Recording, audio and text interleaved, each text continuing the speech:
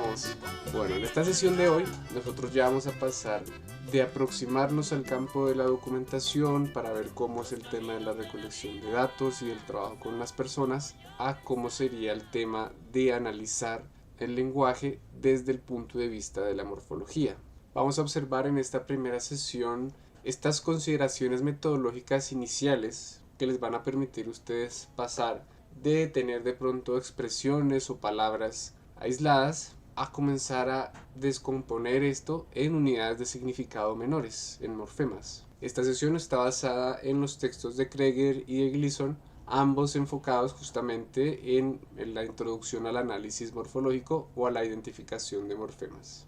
Un punto de partida bastante importante para comprender la metodología del análisis morfológico viene del principio de contextualidad de Frege. Este principio lo que plantea es que el significado de una expresión, de la cual no conocemos su significado, está determinado por el significado de todas las expresiones mayores en las cuales ésta ocurra. En otras palabras, lo que tenemos es que una expresión va a tener un significado, o nosotros vamos a poder reconocer ese significado en la medida en que podamos ver aquel significado común que tengan todas las expresiones en las cuales aparezca, porque justamente aquello común va a ser el significado de esa expresión, es lo que esta expresión le está aportando a el significado total de aquella expresión mayor en la que aparece. Por ejemplo, si nosotros comparáramos estas 4 oraciones aquí, de las cuales conocemos su significado, nosotros podríamos comenzar a indagar sobre cuál es el significado de este elemento, puesto que es el elemento común a todas ellas. De nuevo, el significado de este elemento va a estar determinado por todas las oraciones en las cuales este aparece. Y lo que observamos al comparar estas 4 oraciones diferentes es que justamente aquel elemento común a las 4 es este, el objeto que en español es referido como la palabra raqueta. Pero hay algo más, algo con lo cual este principio de contextualidad puede complementarse y tener un alcance mayor, que sería un poco el aporte que la lingüística le ha dado a este. Y es que no solamente el significado de esta expresión va a estar determinado por todas las expresiones en las que aparece, sino que se va a definir también en contraste con aquellas expresiones en las que no lo hace. Es decir, que yo voy a poder darme cuenta que una expresión tiene un significado particular, no solamente porque siempre que aparece está ese significado en la expresión, sino que cuando no aparece ya se pierde ese significado.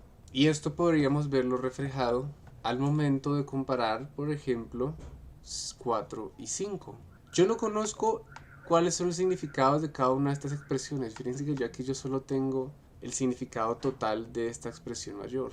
Sin embargo, cuando veo que en estos dos ambientes el único factor que cambia es este, y ante la ausencia de este, yo tengo esta ausencia en el significado, es que también puedo definir que el significado de esta expresión, de esta palabra, de esta unidad lingüística, es este. Con esto claro, ya podemos de pronto definir algunos componentes del análisis morfológico que nos van a ayudar en nuestro proceso. Si este fuera un curso introductorio de morfología, les diría que el primer paso es respirar y dar una mirada general al corpus que ustedes van a analizar. Sin embargo, dado que este es un espacio enfocado en el análisis lingüístico, es importante caer en cuenta de que esa es una ficción, de que en la realidad nosotros nunca vamos a tener este corpus preexistente, sino que nosotros vamos a tener que definirlo y que construirlo la mayoría de las veces, independientemente de que estemos trabajando con datos de primera o de segunda mano. Entonces habría un paso previo, un paso cero, antes de cualquier análisis morfológico, que consistiría primero en definir puntualmente cuál sería el fenómeno lingüístico que ustedes quisieran observar. Y con base en ese fenómeno lingüístico definido, es que ustedes construyen o delimitan su corpus. Y ojo, porque qué tan fácil o qué tan difícil, qué tan trabajoso puede llegar a ser el resto del proceso, depende en muchísima medida de esto, de que también definan ustedes y delimiten su corpus desde el comienzo. Un corpus mal definido les puede voltear completamente su análisis. Entonces hay que tener mucho cuidado con eso. Ya una vez que ustedes tienen delimitado su corpus, podemos proceder a respirar y dar una mirada general de ese corpus en qué consiste. Por ejemplo, digamos que ya hemos definido nuestro corpus de la lengua davidescu y tenemos de pronto estas 15 palabras aisladas que queremos comparar y contrastar para llevar a cabo nuestro análisis. Lo primero que yo puedo observar aquí, antes de ponerme a hacer cualquier análisis, lo que veo es que hay elementos nominales involucrados en todos los casos, ¿no? Estoy hablando de esta persona, este pájaro, estos pájaros, esta manada. Y ya eso me permite comprender mucho mejor el tipo de posibles factores de cambio que yo voy a poder observar en mi corpus. Se ve un contraste entre diferentes referentes y es interesante porque todos parecen estar acompañados de un elemento deíctico. Entonces puede ser que lo que yo vaya a encontrar en mi corpus tenga que ver un poco con eso. Esta es solo una intuición inicial que nos va a permitir orientarnos un poco más. Muchas veces en realidad estos dos pasos estarían bastante integrados, porque en la medida en que tú defines un fenómeno, delimitas tu corpus y lo construyes, ya vas teniendo justamente una noción general de pues aquello que tú vas a abordar y aquello que tú probablemente vas a observar. Con estas nociones claras, lo posterior es comenzar a hacer una comparación de correspondencias entre pares, en las cuales, siguiendo este principio de contextualidad de Frege, logremos buscar o encontrar oposiciones que nos permitan identificar cambios en la forma que correspondan a cambios en el significado. Es decir, aquello que siempre que esté, aquellas formas que siempre que estén, correspondan a una presencia de un significado particular y que cuando no estén, correspondan a su ausencia. Por ejemplo, en este corpus del davidescu, si yo comparo 1 y 2, me doy cuenta de que hay algo en la forma que es compartido y hay algo en la forma que es diferente. Y cuando miro el significado también observo que hay algo en la forma que es común y algo que está cambiando.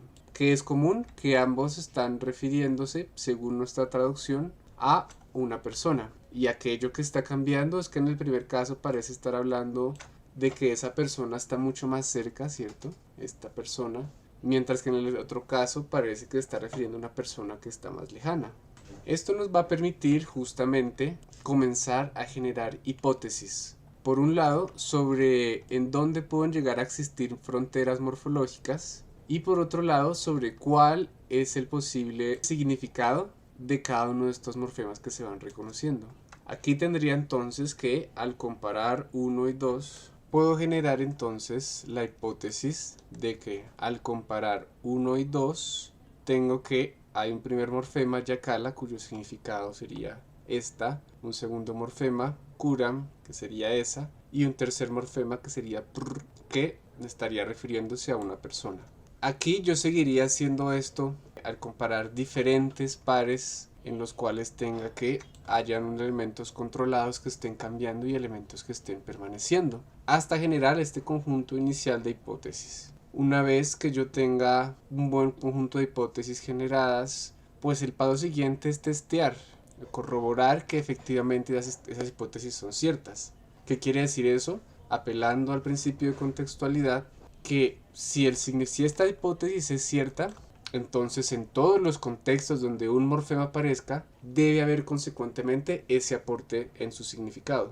Y aquellos en donde no esté, pues se pierda. Los resultados de esta hipótesis inicial que hicimos ahorita, como podemos observar, se mantienen cuando observamos todos los posibles contextos en los cuales está yakala. En 1, en 6, en 8, en 9, en 14. En todos estos casos, al parecer, desde lo que nos sugiere la traducción, estamos refiriéndonos a referentes cercanos. Y asimismo, cada vez que vemos kuram, podemos ver que estamos refiriéndonos a de pronto elementos que son un poquito más distantes a la persona que está hablando. Finalmente, cuando ya a medida que nosotros vamos generando nuestras hipótesis y las vamos modificando a medida que las testeamos, vamos empezando el último paso del análisis, que es sistematizar todas ellas en un solo análisis. Una buena manera de hacer esto, una vez que nosotros tenemos definidas estas fronteras morfológicas, es comenzar a tabular, de manera tal que asignamos en cada celda de nuestras tablas pues los elementos que pueden llegar a estar en relación paradigmática. Entonces, por ejemplo, en este primer ejemplo que está compuesto por solamente por dos morfemas, pues se le asigna una celda al primer morfema y otra al segundo. Pero tal vez en estos otros, donde reconocemos más fronteras morfológicas, le asignamos a cada morfema una celda en particular. Esto nos va a ayudar sobre todo para reconocer justamente posibles relaciones paradigmáticas entre los morfemas y con base en eso definir la estructura de la palabra que estamos analizando.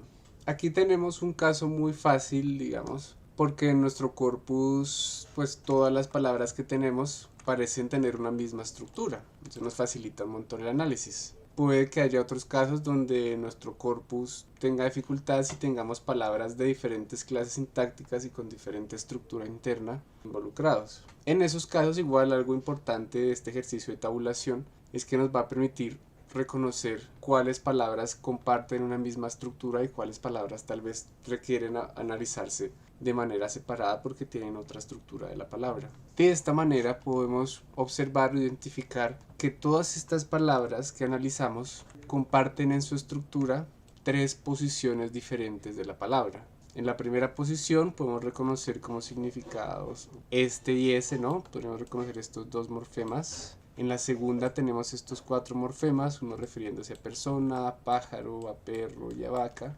Y en el tercero podemos reconocer estos dos morfemas, uno refiriéndose como a varios o a más de una, y el otro que está refiriéndose como a algo grupal. Como en este caso cuando comparamos esos pájaros, varios, y esa bandada, o esa agrupación de pájaros. Nuestro análisis obviamente no se puede quedar así, porque hasta el momento todavía no hemos agotado este nivel de sistematización de nuestro análisis. ¿Qué nos hace falta aquí? Empezar a mirar cómo yo puedo definir estos significados en términos de las oposiciones internas que hay en el lenguaje, cómo analizo este significado en comparación con los demás con los cuales está relacionándose. Y eso nos lleva, lo que nos permite de hecho, depurar aún más nuestra caracterización o nuestra descripción del fenómeno, porque nos va a permitir darnos cuenta que tenemos aquí una raíz que de hecho vendría siendo una raíz deíctica, probablemente asociada a una clase de demostrativos, en las cuales tenemos un elemento que va a referirse a demostrativo próximo, distancia próxima, y otro de distancia no próxima.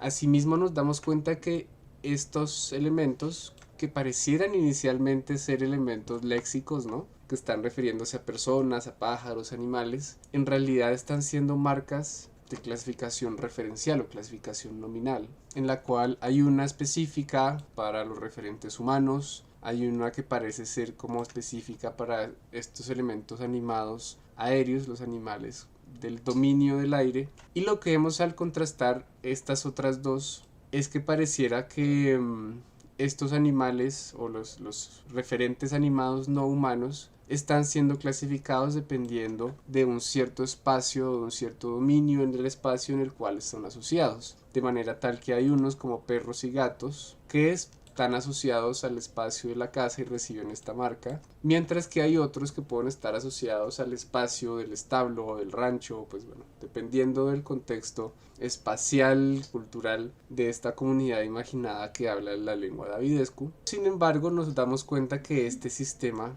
no está del todo saturado, ¿no? Estas categorías en realidad podrían modificarse dependiendo de cómo son clasificados los otros referentes del mundo que no están en nuestro corpus. ¿Recibiría alguna marca particular si yo me estoy refiriendo a este cocodrilo, si me estoy refiriendo a este venado, a esta cucaracha?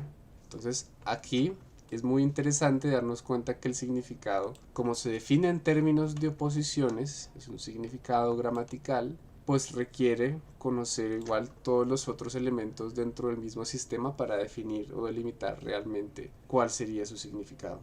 Finalmente, en el último, pues se hace bastante evidente que hay una marcación de número en la cual el número singular se reconoce por la ausencia de expresión fonológica y este se opone, por un lado, a un plural marcado por este sufijo to, pero ambos contrastando con una marca de colectivo que vendría recibiendo esta forma jo. Qué bonito queda este análisis hasta este momento, porque ya tengo un criterio estructural para definir una clase de palabras específicas, que en este caso sería la clase de los demostrativos.